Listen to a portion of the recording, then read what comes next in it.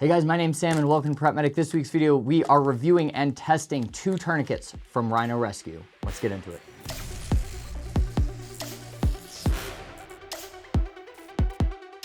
So I've been putting off doing this video for a long time just because it always brings up controversy. And that's not really what I'm about. At the same time, this is pretty relevant because a lot of people are going to Rhino Rescue products instead of buying North American Rescue cat tourniquets or any of the other products on the COTCCC recommended list. There are a lot of them. I will leave them on the screen for you to check out. It's not just a monopoly of the cat tourniquet anymore. There's a lot of different brands you can get on there. That being said, these tourniquets, I got 2 metal windlass tourniquets and 2 plastic windlass tourniquets from Rhino Rescue.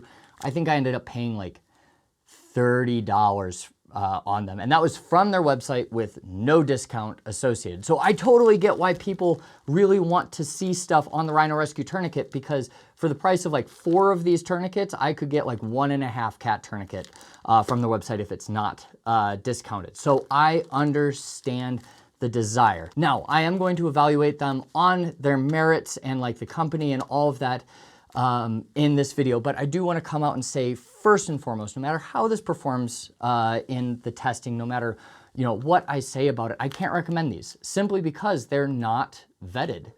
They are not Committee for Tactical Combat Casualty Care recommended. There's almost no literature out there on these tourniquets whatsoever, and I can't tell you to go out and make your patients guinea pigs of an untried and tested medical device.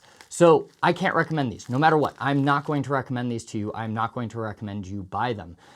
If a surgeon was like, hey, I'm going to use this new tool in the operating room on you, it's a little bit cheaper, but there's no data to say it works. Like, you probably wouldn't go into the operating room and be comfortable with him doing that to you. Maybe you would. Maybe you're a lot braver than me, but I personally wouldn't. And that's very similar to these devices right here. That being said, let's open these up and take a look at them. Now, a lot of people are probably most interested in the metal windlass tourniquet that they have. The packaging is very similar to North American Rescue tourniquets. This is the Gen 2. So right here we have the metal windlass tourniquet. It looks a lot like a cat. And here we come to one of the moral conundrums of this product. If you can see on this packaging, this one's the plastic windlass one. It says combat application tourniquet. To me, that is shady. That is shady as it gets, because they are counting on you to see cat and not understand that a combat application tourniquet is a North American Rescue product. This is not a combat application tourniquet. They call it that, but it's not the same thing. A cat tourniquet is not like a type of tourniquet. It's a brand. It's like Kleenex on there. So right here, they're already being a little bit shady with this. I got this both in Coyote Brown because it's easier to see on video. The operation of these is identical to a cat. You're not going to do anything different with it. So right here, we've got the band. You tighten that as tight as possible, put it around the limb, and then you tighten this windlass. It does have a little like pen in it. These are so freaking dumb. And I don't know why we're so obsessed with like putting writing utensils in here. Like, okay, cool, I can write the time. Oh, it doesn't even really work. I can't get it to write. So, all right, so it's got a writing utensil. Even if somebody was like, yeah, I really like that. Great, I can't write anything with that. And I just like smudged off the end. Nope, still doesn't work. So writing utensil doesn't work. It's just an extra thing that they threw in to trick you into buying this product. Let's open the plastic one. So this is the one that's labeled combat application tourniquet right here. So as I get into this packaging, open this guy up. And this, again, it looks almost identical. The internal band right here is Coyote Brown like everything else. And everything else is the exact same. It doesn't have a writing utensil anywhere on it. So both of these are very, very similar to the cat tourniquet. These are instructions. They're whatever there. So let's talk about what I think about these. Now, spoiler alert, I've already tested 2 of these tourniquets. The test wasn't super scientific, so if you're expecting me to, know exactly how much force I applied to both of them and know exactly what occlusion pressures were, I won't. I just tested them on my table. But let's talk about this company and these tourniquets and why, aside from the Committee for Tactical Combat Casualty Care not recommending these, aside from that, why I really can't stand behind these products. So number one is we have shady marketing of a medical product. The second, it's trying to claim it is a cat tourniquet. My, BS antenna are up, because no reputable company is going to just try to be another, company like that. Like, they could make their own product that if they believe it works better, they can make their own product and sell it legitimately and not trick people into buying it. So I really don't like that kind of marketing, especially when they're marketing a lot towards like everyday carry crowd. If you're trying to find an economical option and you don't know much about medicine, you might go with one of these because it's like, hey, it's the same thing. As a cat tourniquet, I can get this for a quarter of the cost or half the cost and be good to go. So I don't like that marketing right off the bat.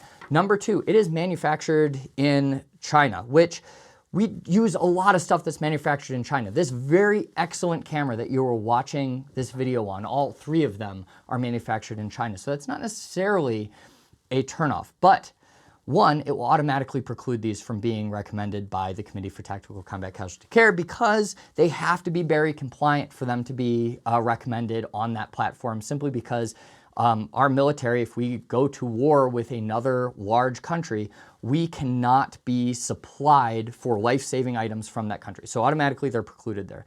Number two is there is no QC to these products. I reached out on Instagram to some people that I know, that have worked with people or worked directly in the Ukraine conflict. And through them, they were talking about getting pallets of these tourniquets. And some of them work, some of them, are going to function appropriately. They also said some of them are missing stitching on them. I've talked to people about their pressure bandages, and when they pull the pressure over on the plastic like fork, they break. I've got a video of that.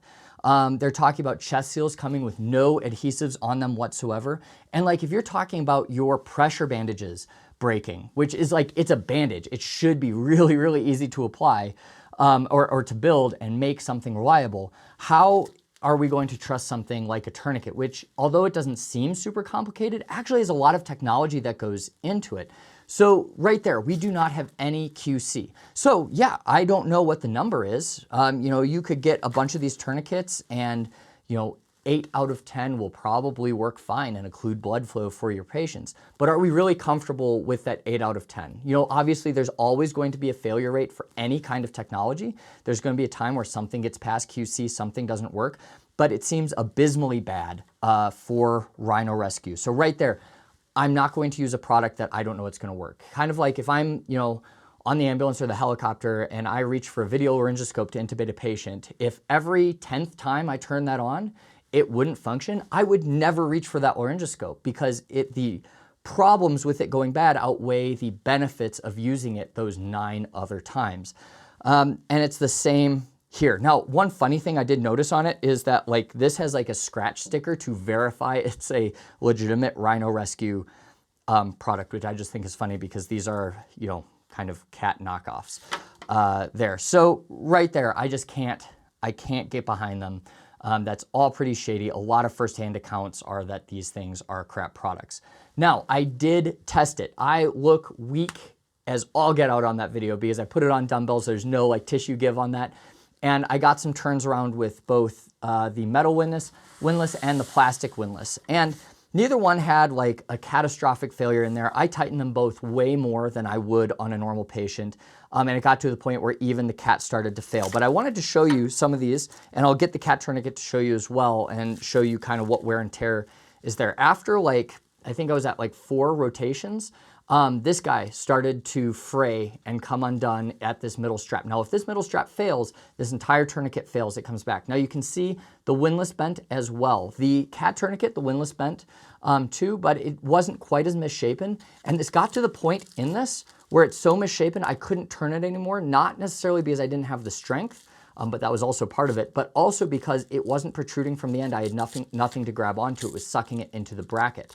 The other thing that was happening is when I was turning it around, this bracket right here was collapsing. This was coming down, it was making it so I couldn't seat it into the bracket to get it to hold. Now, this is in a very controlled environment where I am rested, healthy, I've eaten food, I'm not in combat right now.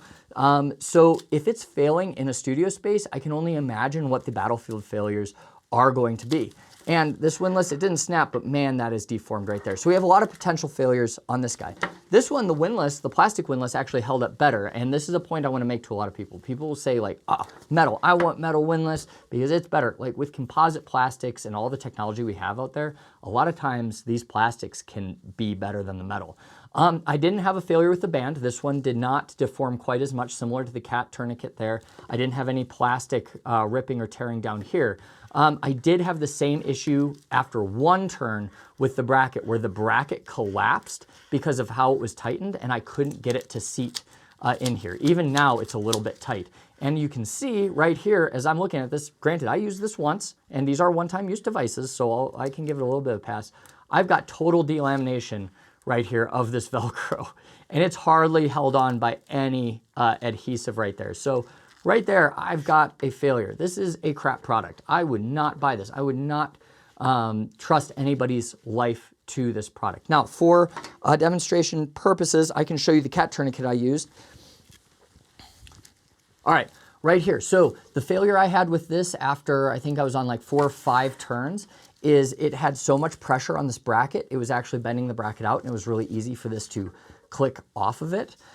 So the bracket will stop working at a certain point, and that's the failure I had with the cat tourniquet. But as you can see, there's really hardly any deformation of the windlass after being tightened 2 more times than this guy and a couple more times than this guy.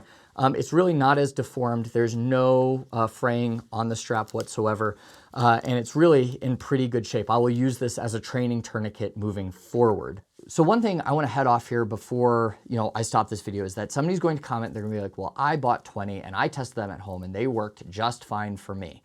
They're good enough. It's the good enough crowd, which is fine. I understand that desire to do your own testing, all of that good stuff. But what I don't think those people realize is how much data went into the recommendation of a cat tourniquet, of any of the other options on the market for tourniquets that do have a lot of science behind them. There's so much data that goes into them. Second, what my biggest complaint with a lot of these Chinese manufactured tourniquets is the lack of QC, the lack of any kind of quality control going out of that factory, because that makes the device unreliable. And we don't have good numbers to say how unreliable. It might, fail every other time. It might fail 8 out of 10 times. If you bought 3 and you tested 3 and they work, that doesn't mean that it's a good product. We have to look at hundreds, if not thousands of these products to determine if they work. Now, the people I've talked to in Ukraine have pretty universally told me that they don't work, that these are crap devices, that they have tons of problems, that they actually sent shipments back. Do you know how bad something has to be for an active war zone to send medical supplies back to the manufacturer? Pretty freaking bad. So I would not buy these. I would not trust them. Listen, guys, if we're talking about life-saving. We're not talking about LARPing. We're not talking about, that, fun sight on your, the house and sight on your gun that you take out to the range every once in a while. Totally fine. Your life's not depending on it. This is medical gear. This is somebody's life. If you put a tourniquet on somebody and that's your plan A, and that thing snaps off their arm when you twist it, you are so behind the 8 ball. You have to start wound packing. You have to recalibrate your brain to go to a plan B. It's just not worth it. Carry the real deal. I get it. They're expensive, but if we're talking about someone's life, it is totally worth it. And I'm willing to bet that most people that argue for cheaper options like this aren't the person that's, super not well off. They probably have a lot of nice stuff at home, and they're just trying to skimp in one place. It shouldn't be here, guys. So with all of that being said, I will see you next week.